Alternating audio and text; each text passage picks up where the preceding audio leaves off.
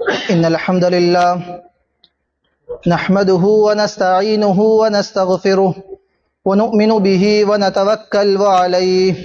أشهد أن لا إله إلا الله وحده لا شريك له أشهد أن محمدا عبده ورسوله أما بعد فإن خير الحديث كتاب الله وخير الهدي هدي محمد صلى الله عليه وسلم وشر الأمور محدثاتها وكل محدثة بدعة وكل بدعة ضلالة وكل ضلالة في النار. أعوذ بالله السميع العليم من الشيطان الرجيم من همزه ونفخه ونفسه. بسم الله الرحمن الرحيم. رب اشرح لي صدري ويسر لي أمري واحلل عقدة من لساني يفقهوا قولي ربي زدني علما. قال الله تبارك وتعالى في موضع آخر: يوم نقول لجهنم هل امتلأت وتقول هل من مزيد وأزلفت الجنة للمتقين غير بعيد هذا ما توعدون لكل أواب حفيظ من خشي الرحمن بالغيب وجاء بقلب منيب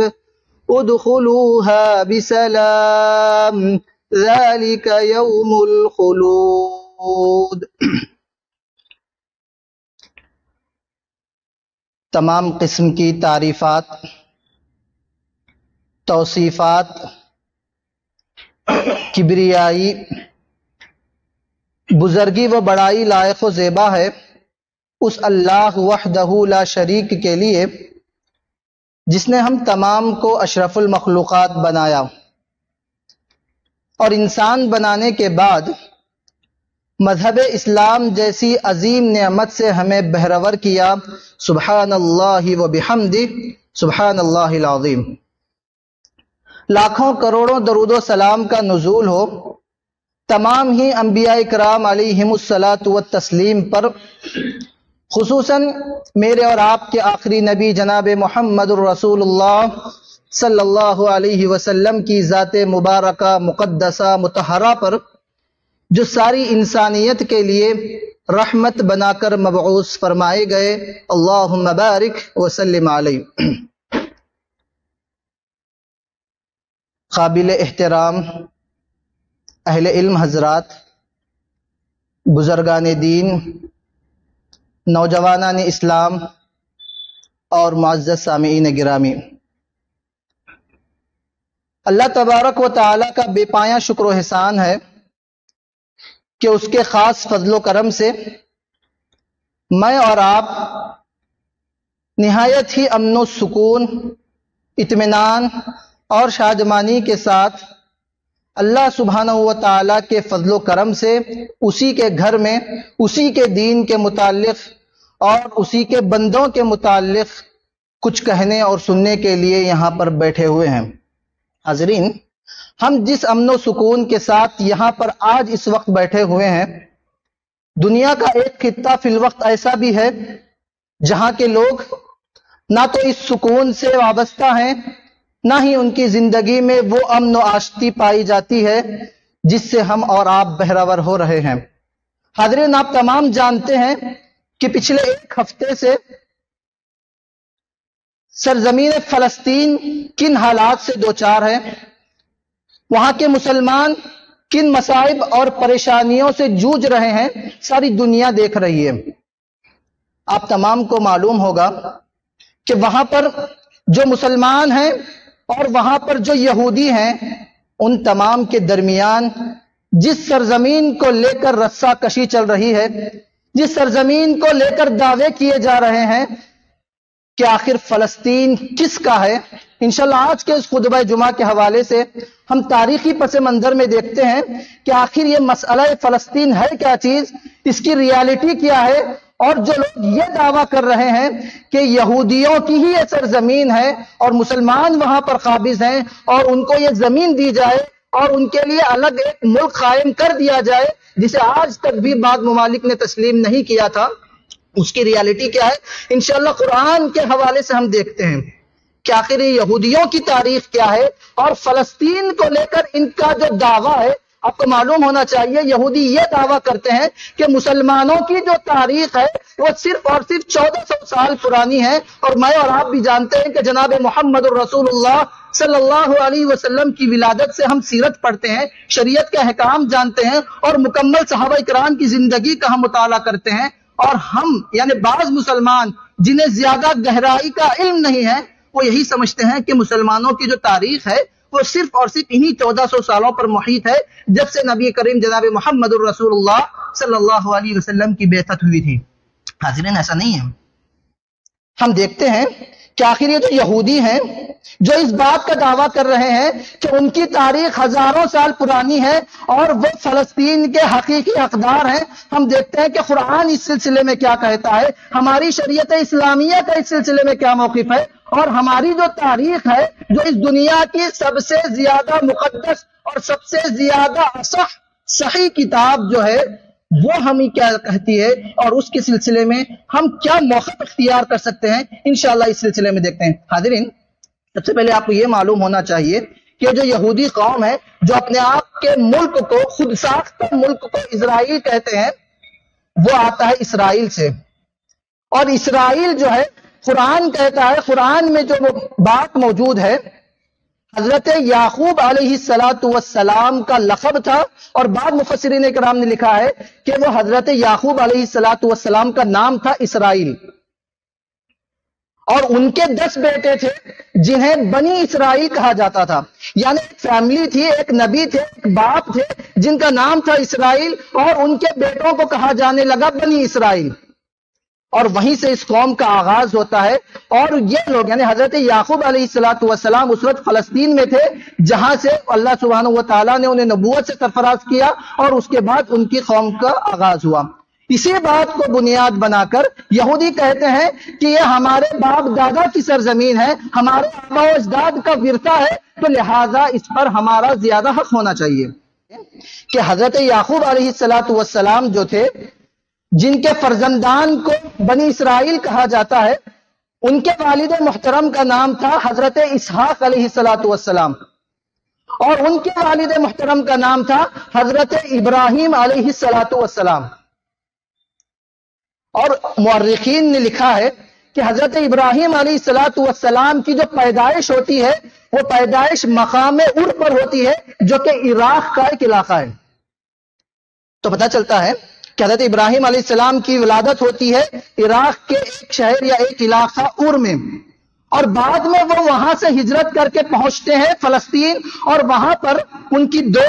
بیویاں ہوتی ہیں، 2 بیٹے ہوتے ہیں. مکمل تاریخ میں گہرائی میں زیادہ نہیں جاؤں گا، میں پوائنٹ ٹو پوائنٹ آپ کے سامنے بات رکھتا ہوں. کئی سارے واقعات آپ کے علم میں بھی ہوں گے، میں صرف اس تاریخی پس منظر کو آپ کے سامنے پیش کرنا چاہتا ہوں کہ کس طریقے سے یہ قوم اپنی اس زمین سے وابستگی کا اظہار کرتی ہے، آخر اس کے پیچھے ریالٹی کیا ہے، کیا حقیقی معنوں میں یہ لوگ یہاں کے تھے. جب حضرت ابراہیم علیہ السلام سے رشتہ جڑتا ہے اور حضرت ابراہیم علیہ السلام کی ولادت مقام ار پر ہوتی ہے جو کہ عراق کا تھا، اور حضرت ابراہیم علیہ السلام عراق سے فلسطین پہنچتے ہیں، اور وہاں پر اس علاقے کو اس وقت کنعان کا علاقہ کہا جاتا تھا.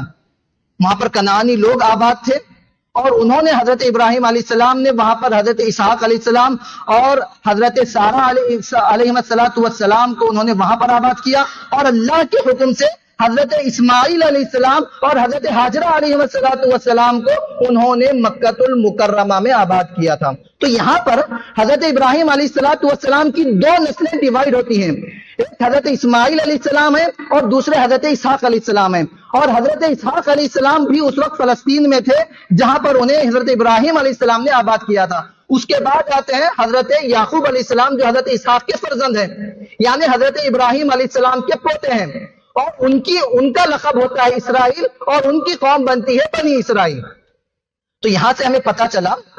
کہ بنی اسرائیل جو ہے اس وقت بھی ایکچوئل میں جو ہے اس وقت جو کنعان کا علاقہ تھا جسے کنعان کہا جاتا تھا جو آج فلسطین کہلاتا ہے، وہ حقیقی معنوں میں وہاں کے ریئل باشندے نہیں تھے.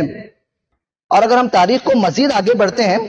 حضرت اسحاق علیہ السلام وہاں پر رہے، حضرت یعقوب علیہ السلام وہاں پر رہے، اور ان کے بیٹوں کی مکمل جو ہے وہاں پر ان کی شادیاں ہوئی، ان کا خاندان قبیلہ رہا، لیکن اس کے باوجود بھی انہوں نے اس سرزمین کو اپنی حقیقی سرزمین نہیں سمجھا تھا۔ مورخین لکھتے ہیں، اور آپ کو قرآن کریم میں بھی اس کا مکمل واقعہ ملے گا جب آپ سورہ یوسف کا مطالعہ کریں گے۔ آپ سورہ یوسف کی تفسیر پڑھ کے دیکھیے کہ حضرت یعقوب علیہ السلام کے جو فرزندان تھے، انہوں نے حضرت یوسف علیہ السلام کے ساتھ سازش رچی اور انہیں ایک کنویں میں ڈال دیا۔ واقعہ آپ کو معلوم ہوگا حضرت یوسف علیہ السلام کا، اور وہاں سے کنویں سے ایک قافلے نے انہیں اٹھا کر پہنچا دیا مصر کو، اور مصر میں حضرت یوسف علیہ السلام کی زندگی کٹتی رہی، بہت سارے مراحل سے گزرتی رہی۔ میں اس واقعے کو تفصیل سے بیان نہیں کروں گا، جو پوائنٹ میں آپ کے سامنے پیش کرنا چاہتا ہوں وہ یہ ہے کہ جب حضرت یوسف علیہ السلام مصر میں انٹر ہوئے، وہاں پر اللہ سبحانہ و تعالیٰ نے انہیں مصر کی خلافت عطا کی، مصر میں وہ وزیر مالیات بنے، وزیر خوراک وہ بنا دیے گئے، اور بڑے بڑے عہدے انہیں عطا کیے گئے۔ ایسے وقت میں انہوں نے، اس وقت مصر میں جو ہے اسلامی حکومت آ چکی تھی، اس وقت مصر میں جو ہے اللہ سبحانہ و تعالیٰ کا یکتا پرستی کا دین اس وقت رائج ہو چکا تھا۔ تو اس وقت کے بادشاہ سے کہہ کر حضرت یوسف علیہ السلام نے حضرت یعقوب علیہ السلام اور ان کے مکمل فرزندوں کو، اپنے بھائیوں کو، مکمل فیملی کو، مکمل خاندان کو انہوں نے کنعان سے شفٹ کر دیا تھا مصر میں۔ تو انہوں نے سیدھا وہاں سے رخ کیا مصر کا، اور وہاں پر طویل عرصے تک بنی اسرائیل مصر میں آباد رہے۔ اس وقت وہ فلسطین میں آباد نہیں تھے، وہاں پر کنعانی لوگ آباد تھے جو پہلے سے۔ کنعان کے سلسلے میں اگر میں تاریخ کے حوالوں سے بات کروں تو کنعانیوں کے سلسلے میں مورخین نے لکھا ہے، یہ تو خیر قرآن میں نہیں ہے، مورخین لکھتے ہیں کہ کنعانی جو ہے ان کا تعلق تھا حضرت نوح علیہ السلام کے بیٹے سام سے۔ حضرت نوح علیہ السلام کی جو 3 بیٹے تھے، آپ تاریخ کا مطالعہ کریں گے، مقدمہ ابن خلدون میں حضرت عبد الرحمن ابن خلدون علیہ الرحمہ نے نہایت ہی بہترین طریقے سے فلسفہ تاریخ کو بیان کیا ہے۔ اس میں انہوں نے لکھا ہے کہ حضرت نوح علیہ السلام کے 3 بیٹے تھے، ایک کا نام تھا سام، ایک کا نام تھا حام، اور ایک کا نام تھا یافس، اور ان تینوں کی نسل ساری دنیا میں الگ الگ علاقوں میں پھیلی ہے، ایک الگ تاریخ ہے۔ تو خیر کنعانیوں کا جو تعلق پہنچتا ہے نوح علیہ السلام کے بیٹے سام سے، اور حضرت نوح علیہ السلام کے پہلے کی جو پشتی تھی وہ حضرت آدم علیہ السلام تک پہنچتی ہے۔ یعنی اس سرزمین میں سب سے پہلے جو حضرت آدم علیہ السلام آئے تھے، ان کی نسل سے جو تعلق اور ان کی نسل سے جو رشتہ پہنچتا ہے وہ کنعانیوں تک پہنچ جاتا ہے۔ تو خیر بات پہ آتے ہیں، جب حضرت یوسف علیہ السلام مصر میں اقتدار اللہ تعالیٰ نے انہیں عطا کیا، تو اس وقت پورا خاندان جو ہوتا ہے وہ ہجرت کرتا ہے کنعان سے، یعنی فلسطین سے سیدھا مصر کی طرف، اور مصر میں آ کر وہ لوگ 1 سال 2 سال نہیں بلکہ اتنے طویل عرصے تک رہتے ہیں کہ مصر میں جو اسلامی حکومت قائم ہوئی تھی، توحید پرستوں کی جو حکومت قائم ہوئی تھی، وہ حکومت چینج ہوتی ہے، تبدیل ہوتی ہے۔ ایسے بادشاہ آتے ہیں جو پھر سے اپنی فرعونیت پر اترتے ہیں، اور وہاں پر یہ جو بنی اسرائیل تھے ان کو دوسرے درجے کا شہری قرار دیا جاتا ہے، اور ان کے ساتھ وہی سلوک کیا جاتا ہے جو کسی ملک میں ایک دوسرے درجے کے شہریوں کے ساتھ کیا جانے لگتا ہے۔ تو ایسے وقت میں بنی اسرائیلیوں کو یہ ریالائز ہوتا ہے کہ ہم پر یہاں پر ظلم و ستم حد سے بڑھ رہا ہے، تو ہمیں پھر سے فلسطین پہنچنا چاہیے۔ اور ایسی صورت میں ہمیں چاہیے کہ حضرت یوسف علیہ السلام کے قصے سے ہٹ کر اب ہم حضرت موسیٰ علیہ السلام کے قصے کی طرف آتے ہیں، جو اللہ سبحانہ و تعالیٰ نے قرآن کریم میں بیان فرمایا ہے۔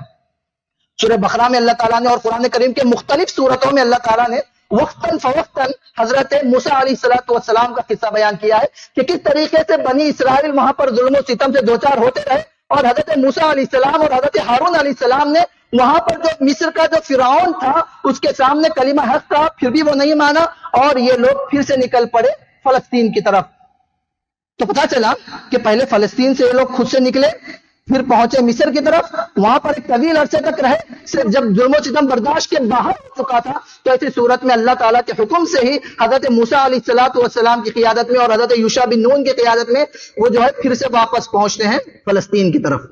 پھر اس کے بعد وہاں پر طالوت اور جالوت کا واقعہ سورہ بقرہ کی آپ تفسیر پڑھیے۔ پھر اس کے بعد حضرت داؤد علیہ السلام آتے ہیں، پھر اس کے بعد حضرت سلیمان علیہ السلام آتے ہیں۔ بنی اسرائیل کی ایک بہترین اور شاندار حکومت جو حضرت سلیمان علیہ السلام کو اللہ نے عطا کیا تھا، پھر ایک لمبی حکومت چلتی ہے۔ اس کے بعد حضرت داؤد علیہ السلام، سلیمان علیہ السلام، اس کے بعد حضرت زکریا علیہ السلام، حضرت یحییٰ علیہ السلام، اور اس کے بعد آتے ہیں حضرت عیسیٰ علیہ السلام۔ جب عیسیٰ علیہ السلام کی بعثت ہوتی ہے، اور اس کے بعد عیسیٰ یعنی نصرانی قوم جب الگ ہوتی ہے، اور اس حضرت عیسیٰ علیہ السلام کے بعد سے لے کر جناب محمد الرسول اللہ صلی اللہ علیہ وسلم تک کے درمیان کا جو وقفہ ہے، تقریباً 500-600 سال کا جو وقفہ ہے، اس وقفے میں عیسائی حکومت ایک الگ حکومت بن چکی تھی، اور یہ لوگ یہودیوں کو اپنا سب سے بڑا دشمن سمجھا کرتے تھے۔ ایک اور کرونالوجی آپ کو میں سمجھاتا ہوں، ایک اور حقیقت، ایک اور پوائنٹ ٹو بی نوٹڈ بات آپ کے سامنے میں رکھتا ہوں، وہ یہ ہے کہ اس وقت یہودیوں پر سب سے زیادہ ظلم و ستم کرنے والی قوم اگر کوئی تھی تو وہ یہی نصرانی قوم تھے، وہ یہی عیسائی اور یہی کرسچن لوگ تھے۔ انہوں نے ان پر اتنا ظلم کیا کہ انہیں فلسطین سے دربدر کر دیا۔ وہ لوگ مختلف علاقوں میں پھیل گئے، یہاں تک کہ مورخین اور مفسرین نے یہاں تک لکھا ہے کہ جب حضرت عمر فاروق رضی اللہ عنہ کے زمانے میں جب فلسطین کو فتح کیا گیا تو اس وقت وہاں پر جو عیسائی حکومت کا راج تھا، ان کے زمانے میں کسی بھی یہودی کو بیت المقدس میں انٹری کی بھی پرمیشن نہیں تھی۔ اس طریقے سے یہودیوں پر جو ہے عیسائیوں نے ظلم و ستم روا رکھا ہوا تھا۔ لیکن جب اللہ سبحانہ و تعالیٰ کے حکم سے اللہ تعالیٰ نے مسلمانوں کو فتح نصرت عطا کی، حضرت عمر فاروق رضی اللہ عنہ نے فلسطین کو فتح کر لیا تھا، تو اس وقت وہاں کے مسلمانوں نے یہودیوں کو بھی اجازت دی کہ کیونکہ ان کا بھی اس علاقے سے، ان کے انبیاء کے واسطے سے ان کا تعلق ہے، تو لہٰذا ان کو بھی یہاں آنے کی اجازت ہونی چاہیے۔ تو انہوں نے پرمیشن دی، مسلمانوں نے ان کے ساتھ تمام جتنے بھی مذاہب تھے، ہر مذہب کے ساتھ مذہبی رواداری کا ثبوت دیا۔ اس کے بعد اگر ہم اور تاریخ کو آگے بڑھتے ہیں، حضرت عمر فاروق رضی اللہ عنہ کی خلافت میں جب مسلمانوں کے حوالے ہوا تو پھر اس کے بعد کئی سالوں تک مسلمان وہاں پر حکومت کرتے رہے، پھر صلیبی جنگیں شروع ہوئی، پھر وہاں پر جو ہے عیسائیوں کا دوبارہ قبضہ ہو گیا، اور اس دوبارہ قبضہ ہونے کے بعد وہاں پر عیسائیوں نے پھر سے مسلمانوں اور یہودیوں دونوں پر ظلم و ستم روا رکھا اور بہت ہی بڑے پیمانے پر قتل عام کیا۔ لیکن جب یہ قتل عام ہوا اور اس کے بعد وہاں پر فلسطین پر عیسائیوں کی حکومت آئی، تو اس کے بعد آتے ہیں سلطان صلاح الدین ایوبی رحمت اللہ علیہ، اور ان کے دور حکومت میں جب وہ سپہ سالار تھے تو اللہ سبحانہ و تعالیٰ ان کی قیادت میں دوبارہ فلسطین کو آزاد کراتا ہے اور مسلمانوں کے حوالے فلسطین ہوتا ہے۔ مسلمانوں کی حکومت پھر سے قائم ہوتی ہے، اس کے بعد پھر سے صلیبی جنگیں ہوتی ہیں، تیسری بڑی صلیبی جنگ ہوتی ہے، لیکن اس میں جو ہے صلیبیوں کو جو ہے شکست فاش کا سامنا کرنا پڑتا ہے، اور اس کے بعد تقریباً 700 سال یا 750 سال تک فلسطین پر مسلمانوں کی حکومت رہی، اور مسلمان مکمل طور پر فلسطین پر حکومت کرتے رہے۔ اور اس کے بعد پھر نیو ایرا شروع ہو جاتا ہے، اور دور حاضر میں یعنی 19ویں صدی کے آخر میں جو ہے صہیونیت کا آغاز ہوتا ہے۔ یعنی اس وقت تک وہاں پر فلسطین پر صلاح الدین ایوبی نے جو آزاد کرایا تھا، فلسطین کو فتح کروایا تھا، مسلمانوں کا قبضہ چل رہا تھا، تو سارے صہیونی جتنے بھی یہودی ملک کے اور دیگر دنیا کے دیگر ممالک میں پائے جاتے تھے، انہوں نے یہ فیصلہ کیا کہ یہودیوں کا بھی ایک الگ ملک ہونا چاہیے، اور یہیں سے صہیونیت کا آغاز ہوتا ہے کہ یہودیوں کے لیے ایک الگ ملک شروع کیا جائے۔ اور اس وقت ساری دنیا میں یعنی 19ویں صدی کے اواخر میں جب اس چیز کا آغاز ہوا، اور 90s میں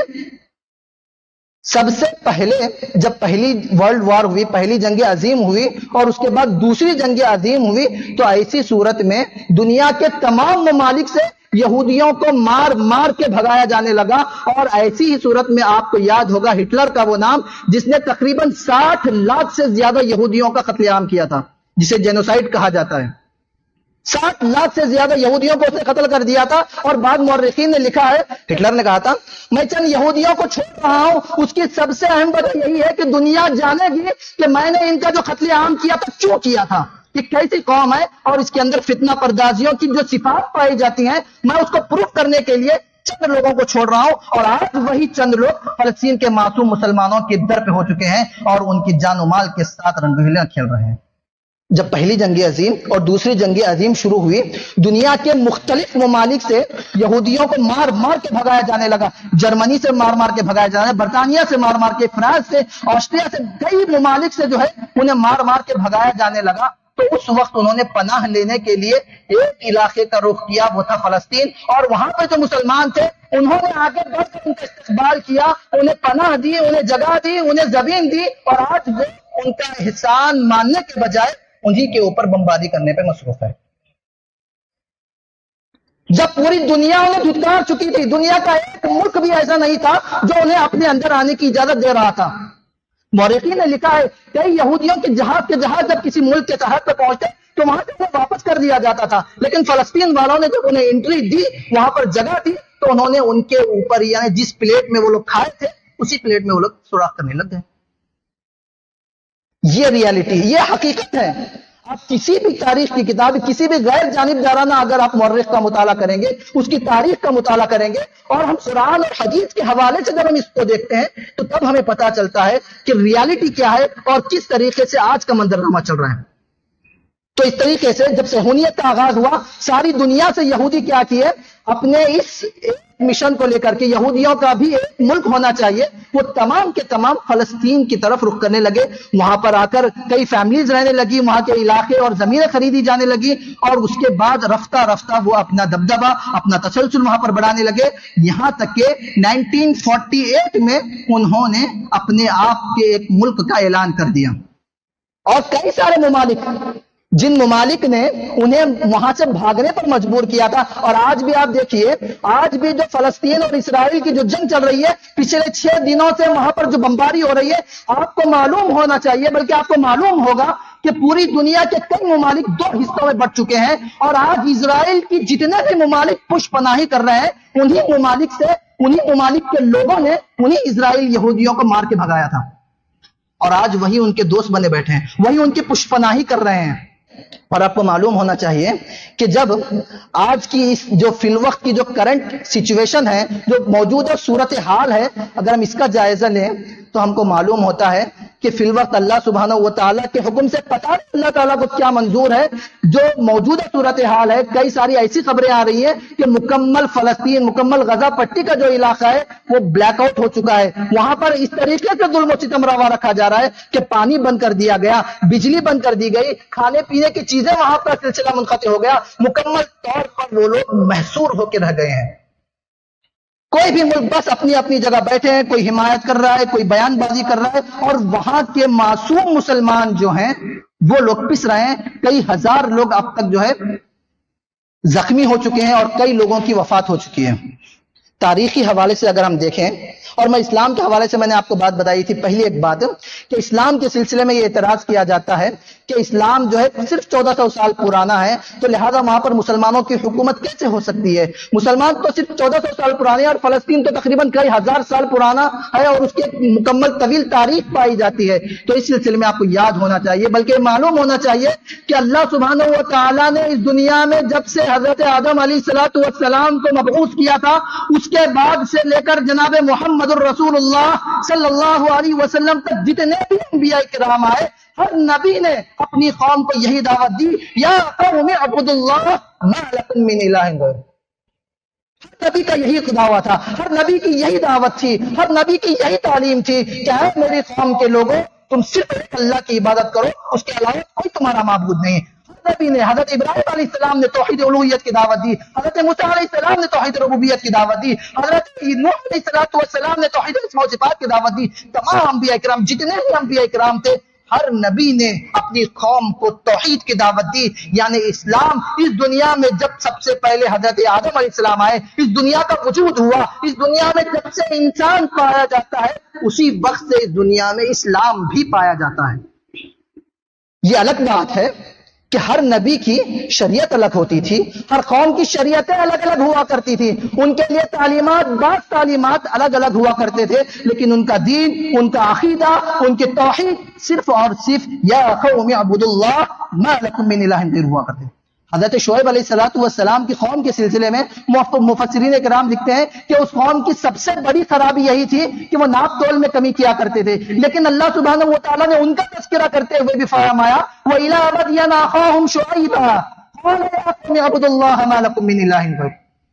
حضرت شعیب کو بھی جب مدین کی طرف روانہ کیا گیا تو وہ بھی اپنے بھائیوں سے، اپنے خاندان والوں سے، اپنے ایریا والوں سے انہوں نے یہی پیغام کہا، یہی دعوت دی، یا قوم اعبدوا اللہ ما لکم من الہ غیرہ،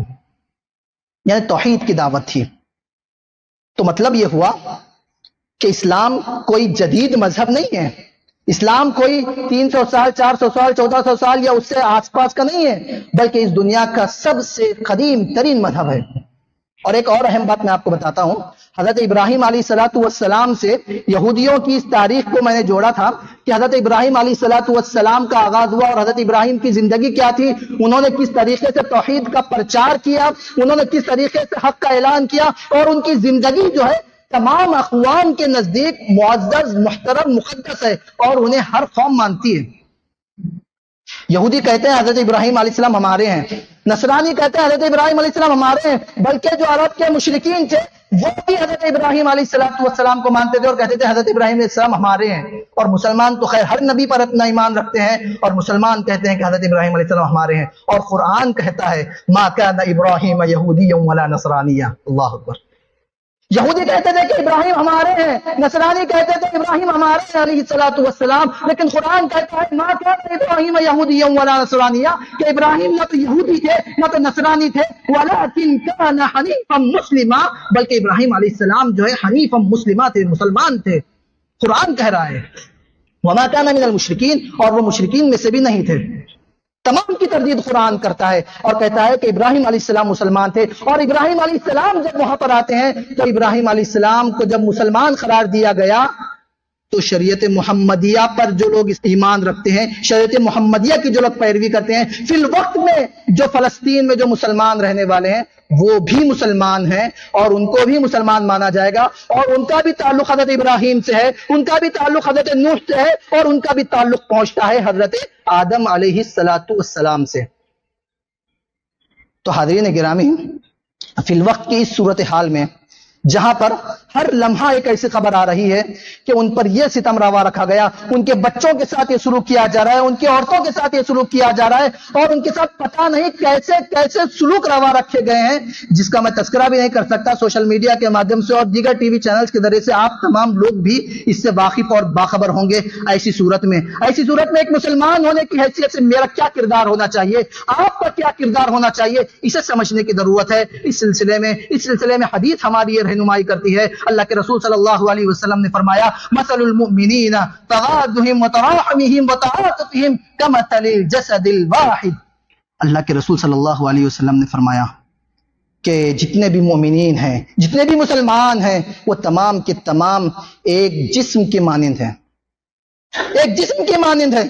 جسم کے جب عضو کو کوئی تکلیف پہنچتی ہے، کوئی مصیبت پہنچتی ہے، کوئی پریشانی لاحق ہوتی ہے تو پورا بدن اس تکلیف کو محسوس کرتا ہے اور اس تکلیف کو دور کرنے کی کوشش کرتا رہتا ہے۔ ایسی صورت میں امت مسلمہ کا ایک حصہ ابھی تکلیف سے جوجھ رہا ہے، پریشانیوں میں مبتلا ہے، تو وہ لوگ جو تکلیف محسوس کر رہے ہیں ان کی تکلیف کی چبھن ہمارے دلوں میں بھی محسوس ہونا چاہیے، اگر حقیقی معنوں میں ہم اپنے آپ کو مسلمان سمجھتے ہیں تو۔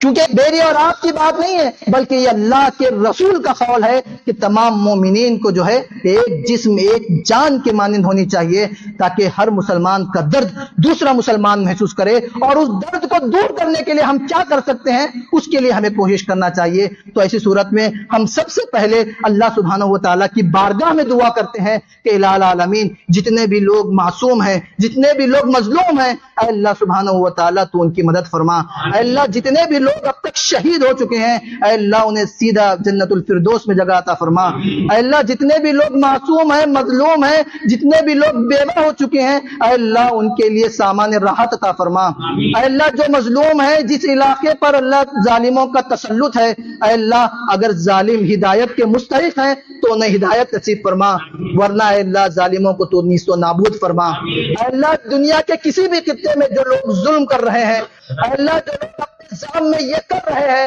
اپنے آپ کو سب سے بڑی طاقت سمجھ رہے ہیں، الہ العالمین ان کے ظلم کو تو نے پہلے ہی چکنا چور کر دیا۔ موساد جسے دنیا کی سب سے بڑی انٹیلیجنس سمجھا جاتا تھا، آج اس کی ساری طاقتیں، ساری چالاکیاں، ساری انٹیلیجنس دھری کی دھری رہ گئی ہے۔ اے اللہ تو اسی طرح تمام ظالموں کو ذلیل و رسوا فرما۔ اے اللہ تمام ظالموں کو تو مکمل طور پر نیست و نابود فرما۔ اے اللہ جس فلسطین کو تیرے کئی عزیز پیغمبروں نے اپنی تعلیمات سے، اپنی تربیتوں سے، اپنے اخلاق سے، اپنے کردار سے منور کیا تھا، اے اللہ اس فلسطین کو تو آزاد فرما۔ اے اللہ اس فلسطین میں کلمہ حق کو تو بلند فرما۔ اے اللہ وہاں پر 5 وقت کی نماز پابندی کے ساتھ پڑھنے کی مسلمانوں کو توفیق عطا فرما۔ آمین یا رب العالمین۔ وآخر دعوانا ان الحمد للہ رب العالمین۔